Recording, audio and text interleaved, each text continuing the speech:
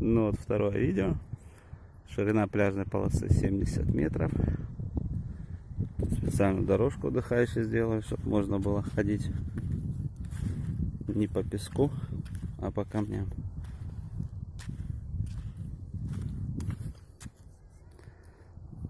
Смотрим влево, смотрим вправо.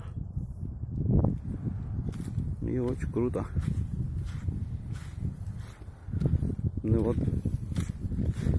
вчера вот узнавали у ребят, значит, комната на 2 человек на 2 недели будет 800 рублей в сутки. Вот, люди есть, загорают уже с утра.